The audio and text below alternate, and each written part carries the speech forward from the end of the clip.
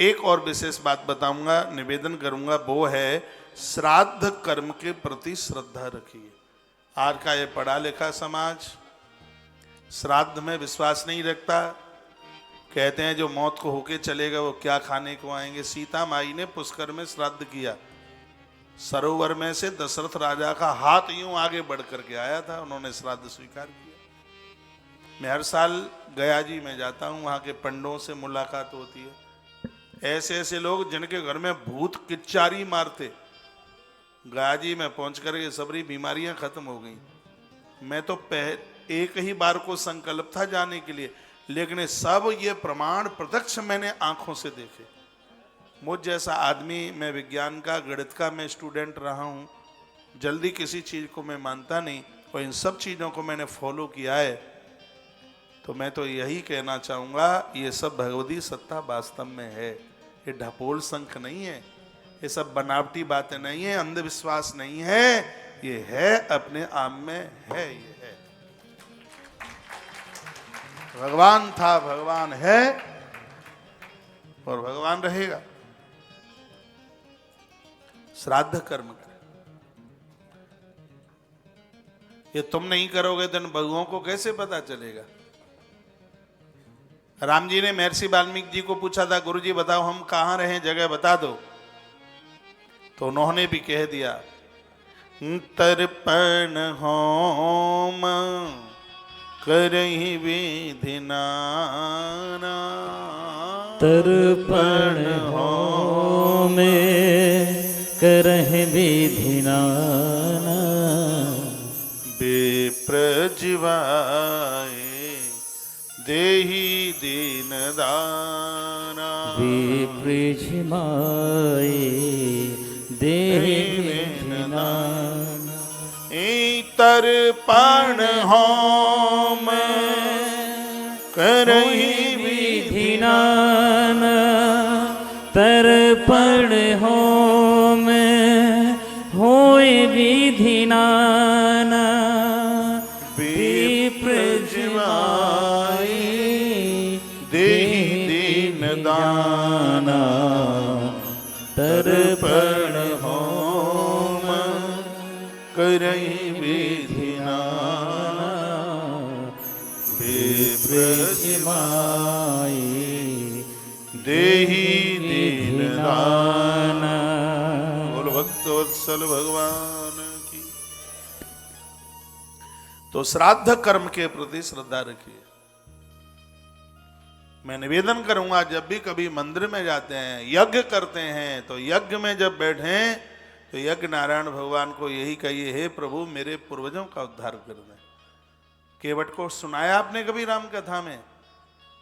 हम आपके यहाँ राम कथा सुना के गए थे, उसमें हमने बोला था जब चरण धो लिए तो राम जी ने कहा अब तो पार उतार दो। केवट ने कहा अभी पार नहीं उतारता। क्यों, अब क्या हो गया? कहा सरकार पहले आप मेरे पूर्वजों को पार उतार दो, फिर मैं आपको पार उतारूंगा। ये केवट के शब्द थे, पहले मेरे पुरखों को पार उतारो, मेरे पूर्वजों को पार उतारो, फिर मैं आपको पार उतारता हूं। मंदिर में, कथा में, देव स्थानों में आप जाते हैं तो भगवान को प्रार्थना कीजिए पूर्वजों के कल्याण के लिए, पुरखों के उद्धार के लिए।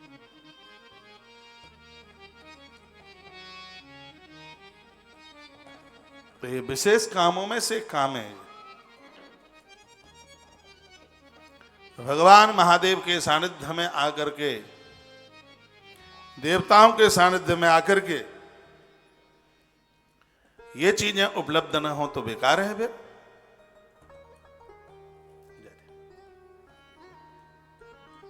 श्राद्ध कर्म के प्रति श्रद्धा रखिए।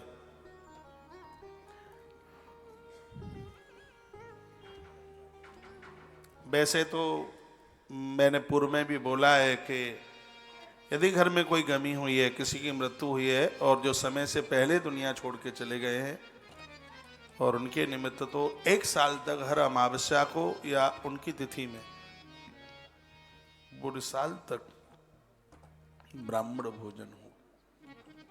ये सब चीजें वो हैं जो तत्काल घर में आनंद देती हैं, सुख देती हैं, शांति देती हैं। ये वो बातें, वो टिप्स हैं। अगली बात मैं निवेदन करना चाहूंगा, तुलसी और सूर्य भगवान को नित्य अर्घ्य दीजिए। स्त्री पुरुष बच्चे बूढ़े ये सब अधिकारी है इसके लिए।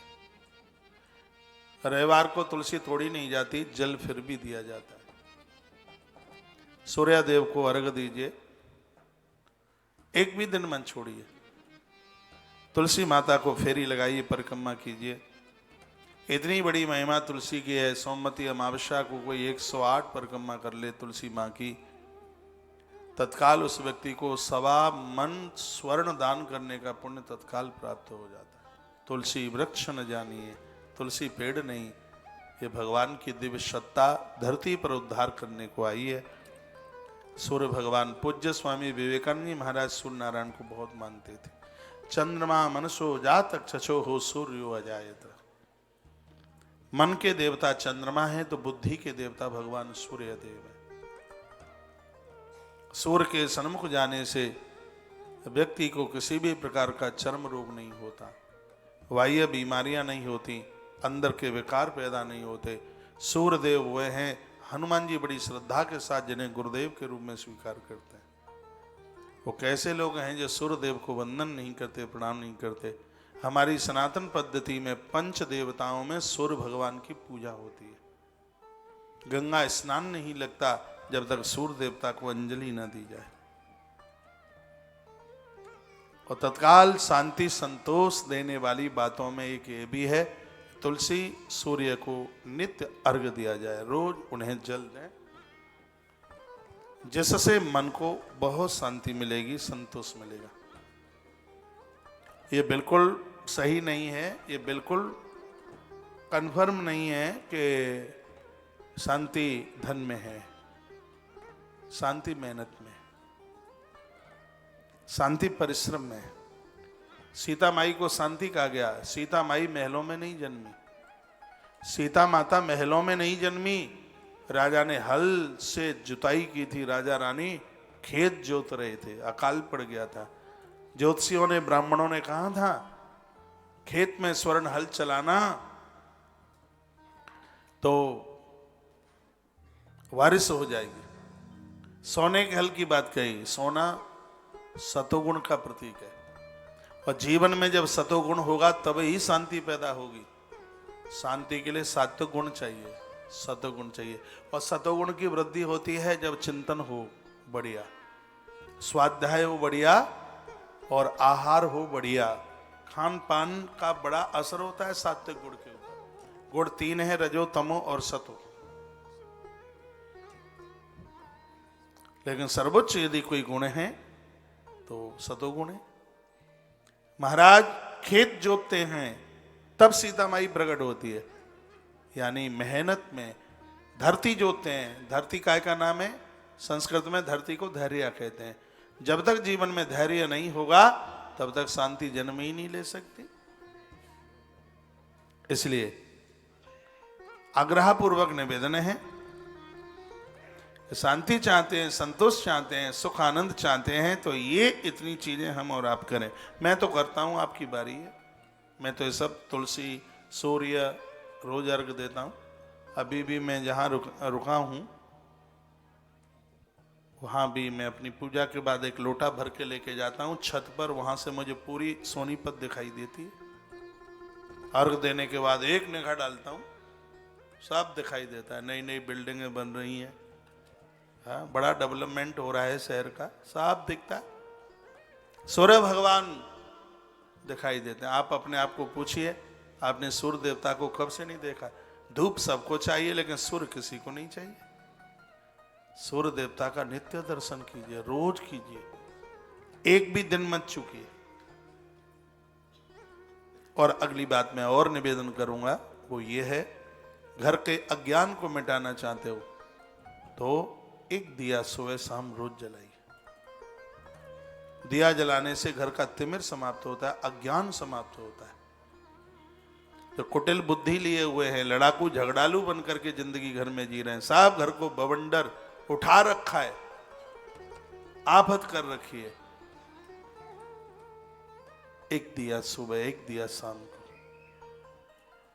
और जगह खर्चों में कटौती कर लेना, पराठे घी के कम बना लेना, वह घी जला लेना। एक दिया सुबह, एक दिया शाम को। एक कर्म साक्षी देव है दिया, दीपक, बड़ी महिमा है। अभी मैं परसों बोल गया हूं दीपक के ऊपर, इसलिए मैं इसके ऊपर ज्यादा चर्चा नहीं करूंगा। सुबह शाम एक दिया जला। छोटी छोटी बातें हैं, घर में आनंद कर देंगी, घर को आनंद कर देंगे, घर को आनंद से भर देंगे।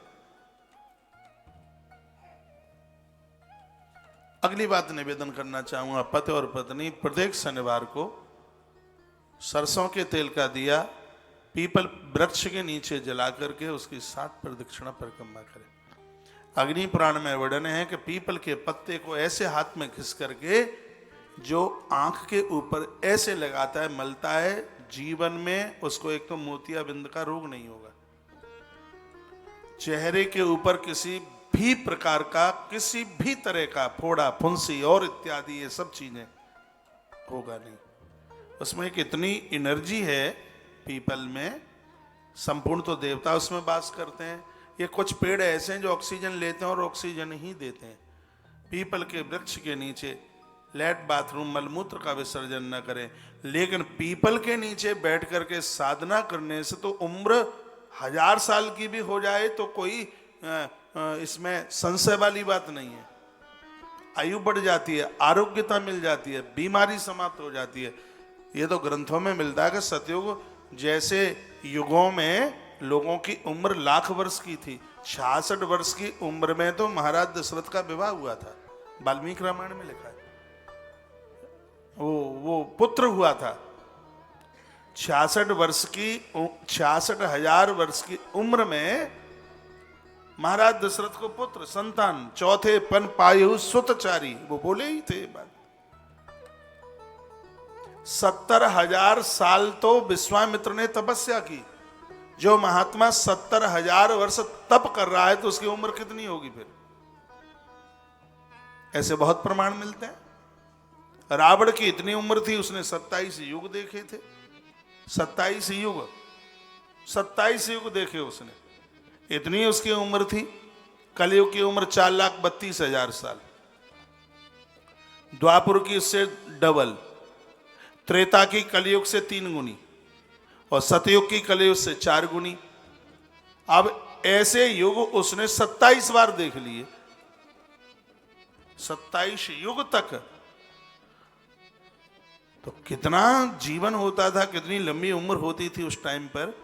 उस समय पर्यावरण था, उस समय वृक्ष थे, मकान नहीं थे, पेड़ थे, श्वासें मिलती थी, ऑक्सीजन पूरी थी। उस जमाने में किसी को टीबी थोड़ी होती थी, इसलिए अस्पताल नहीं होते थे, रोकड़ियां खा खू करके लोग ठीक हो जाते थे। लेकिन इतना हॉस्पिटलों का डेवलपमेंट हुआ, सब कुछ हुआ, तो भी आदमी कीड़े मकोड़ों की तरह जा रहा है। मैं तो निवेदन करूंगा, आप अच्छी अच्छी मंजिलें बनाइए, अच्छे मकान बनाइए, इतनी जगह छोड़िए वहां पर फूल पौधे लगा सकें, कुछ गमले लगा सकें। गमलों के पास, पत्तियों के पास बैठिए, फूल के पेड़ों के पास, वृक्षों के पास बैठिए, हरा भरा लगे, अच्छा लगे, ठीक लगे। ये सब आयु बढ़ाने के स्रोत है। मन खुश होता है, बीमारियां तहस नहस हो जाती हैं। पीपल का पेड़, बरगद का वृक्ष, आंवला, नीम, जामुन, ये वृक्ष ऐसे हैं जो आयु वर्धक हैं, ज्ञान वर्धक हैं। ये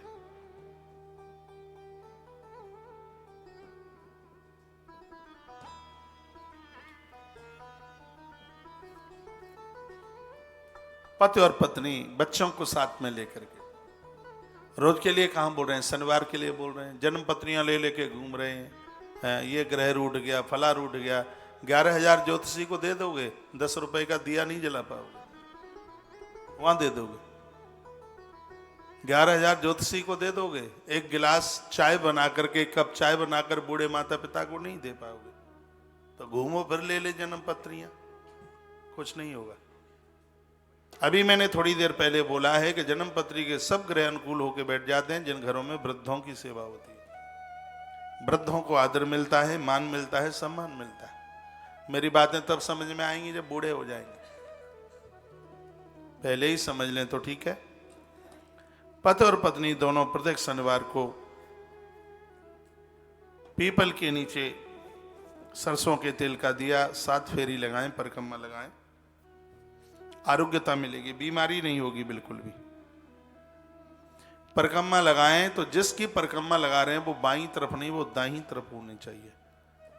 परिक्रमा उल्टी ठीक नहीं है।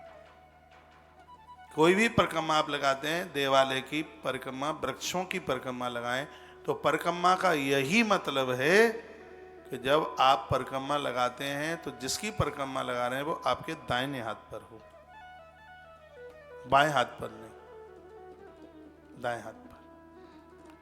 आपने देखा है मैं इधर से आता हूं और यूं ऐसे आकर के दाहिना व्यास गद्दी मेरे दाएं हाथ पर पड़ती है, तो ऐसे करके ऐसे फिर ऐसे। ध्यान रहे इस बात के लिए। फिर कहा बाहर जाएं तो घर में बुजुर्गों के चरण छू करके उनका आशीर्वाद लेकर उनकी चरण रज मस्तिष्क पर रख करके फिर आप घर से बाहर प्रस्थान कीजिए। आपकी यात्रा मंगलमय होगी, शुभ होगी। वो तो आप करते ही होंगे, ना करते हो तो जरूर कीजिए। घर में प्रवेश करें तो उनके चरण छूकर आशीर्वाद लीजिएगा। आपके घर में मंदिर है, वहां हाजिरी लगाइए। और ये सुख शांति के टिप्स हैं। देखो कैसे नहीं आनंद मिलेगा, कैसे नहीं शांति मिलेगी। एक बड़ी अद्भुत बात है, वो ये है कि जो बीत गया उसका दुख नहीं, वर्तमान का मोह नहीं और भविष्य की चिंता नहीं। मैं अपनी बड़ाई नहीं कर रहा हूं, 1% भी हमें भविष्य की चिंता नहीं है। लोग हमें कहते हैं इतनी गैया बढ़ जाएगी, इतनी व्यवस्थाएं बढ़ जाएंगी, पैसा कहाँ से आएगा। हमने कहा हमारे पास इतना टाइम ही नहीं है कि इतना हम सोचें कहाँ से आएगा। जो आज दे रहा है वो कल भी देगा। हाँ, ईमान हो, प्रकृति कभी संग नहीं छोड़ती। मैंने एक बहुत बड़ा एग्जाम्पल बहुत समय पहले अपने विद्यार्थी, मैं तो खैर आज भी विद्यार्थी हूँ, मैंने लगभग 23 वर्ष पहले एक कहानी पढ़ी थी। एक कोई बहुत बड़े सेठ ने अपने मुनीम से कहा था कि खजाने में कितना पैसा है। बहुत बड़ा था, राजा महाराजा होगा, धनवान था। तो मुनीम के मुंह से निकल गया कि 3 पीढ़ी बैठ करके खाती रहेगी पर 4थी पीढ़ी के लिए नहीं है। उसने हिसाब किताब लगा के क्या, राजा मूर्छित होकर गिर पड़ा नीचे, चिल्लाने लगा कि 3 पीढ़ी के लिए तो है, अब 4थी का क्या होगा, 3 पीढ़ी के लिए तो है, 4थी का क्या होगा। राजा पागल हो गया। अब राजा पागल हुआ तो रानी बहुत परेशान, रानी बड़ी दुखी है। घरवालियां परेशान, बीमार हो जाएं तो पुरुषों को इतनी दिक्कत नहीं होती जितना कि पति परेशान हो तो जितनी दिक्कतें माताओं को होती हैं, और होती ही है। वो तो 10 जगह फ़ोन करेगी, मम्मी को सबसे पहला फ़ोन माँ को करेगी कि इनकी तबीयत ठीक नहीं है, माँ कोई जानकारी हो तो बता दो। और भी 2-4 जगह बड़ी बहन के यहाँ फ़ोन करेगी। कभी कभी हम जैसे लोगों के पास भी फ़ोन आ जाता है, इनकी तबीयत खराब है, कुछ उपाय बता देते। लेकिन घरवाली की तबीयत खराब होती है तो बोल देते हैं काढ़ा पी ले, महाराज ने बोला था पिछली कथा में, ठीक हो जाएगी। माताएं सर्व प्रकार से बड़ी चिंता करती हैं। तो रानी बड़ी परेशान थी, तो उसको किसी ने कहा कि यहाँ से 20 कोस दूर एक साधु रहते हैं, वो ऐसे ही पागलों का इलाज करते हैं। महात्मा तो पागलों का इलाज करते हैं। तो इनको वहां ले चलें। तो उस समय बैलगाड़ियां चलती थीं, राजा को बैलगाड़ी में पटका और वो लेकर के वहां पहुंच गए महात्मा के पास। महात्मा अपनी धुनी रमाए बैठे हुए थे, संध्या का समय था। जैसे महारानी और साथ में 50 लोग और आए तो साधु को प्रणाम किया। साधु ने बैठने को कहा और अपने चेले को कहा पहले पानी पिलाओ और फटाफट बहुत जल्दी से इनके लिए भोजन की व्यवस्था करो, देखो रसोई में कुछ है कि नहीं। और राजा तो चिल्ला ही रहा था कि 3 पीढ़ी के लिए तो है, 4थी का क्या होगा, 3 के लिए तो है। तो बीमारी समझ ली महात्मा ने, हाल ही। महात्मा को तो क्या देर लगे, हाल ही समझ ली कि मरीज कैसा है। तो उन्होंने भी उपाय भी वैसा ही किया कि देखो रसोई में कुछ है कि नहीं, ये सब भूखे हैं, भोजन की व्यवस्था करो। तो चेले ने आकर के कहा गुरुजी अभी के लिए तो पर्याप्त है पर सुबह के लिए नहीं है। अभी के लिए तो है पर सुबह के लिए नहीं है। तो देखिए, जब एक कथा शुरू हो जाती है तो थोड़ा डिस्टर्ब होता है। इतनी बड़ी वाली हुंडी बाहर इसलिए रखी है कि आप पीछे से आओ, गौ माता को उसी में समर्पित कर दो, फिर आराम से बेखटका कथा सुनो। कैमरा गिरेगा कि खड़ा रहेगा, कोई टेंशन ही ना रहे। हाँ, फिर तो जहां बैठो वहीं आराम से बैठो। तो महारानी बोली, कहा गुरुजी हम पूरी गाड़ी भर करके लेकर के आए, चावल गेहूं सब कुछ लेके आए, बताओ इनको गाड़ी कहाँ खाली करानी है। महात्मा जी ने कहा हमें जरूरत नहीं है, हमारी रसोई में है। तो रानी ने कहा, चेले ने कहा है आपके ने अभी के लिए है, सुबह के लिए तो है ही नहीं। तो गुरुजी ने कहा जिस परमात्मा ने अभी की व्यवस्था करी है वो सुबह की भी करेगा, हमें काहे की चिंता है।